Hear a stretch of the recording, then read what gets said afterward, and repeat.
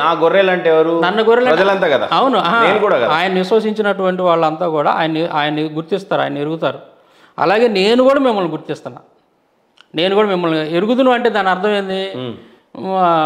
వాళ్ళ అంటే ఆయన క్రీస్తుని నమ్మినటువంటి వాళ్ళంతా కూడా, అంటే ప్రజలందరూ ఎరుగుదురని, క్రీస్తుని నమ్మినటువంటి వాళ్ళే. నా గొర్రెలు నన్ను ఎరిగిన వాళ్ళు అంటున్నాడు కదా. ఎరగని వాళ్ళు గుంపు ఉన్నారు కదా, వాళ్ళ గురించి కదా చెప్తుంది వినండి అక్కడ.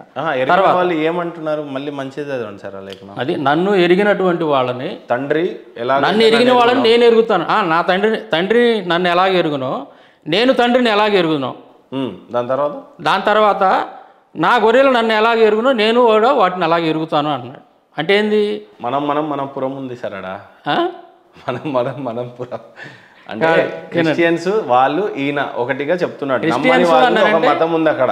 దేవుని గుర్తించినటువంటి వాళ్ళు, గుర్తించినటువంటి వాళ్ళు రెండు వర్గాలు ఉన్నారు. వాళ్ళ గురించి చెబుతున్నాడు ఇక్కడ. తర్వాత చూడండి, తర్వాత నేను దాన్ని మరలా తీసుకున్నట్లు నా ప్రాణం పెట్టుచున్నాను. ఇందువలనైనా నా తండ్రి నన్ను ప్రేమించున్నాడు. ఎవడనూ నా ప్రాణం తీసుకున్నాడు, నా అంతటా నేనే దాన్ని పెట్టుచున్నాను.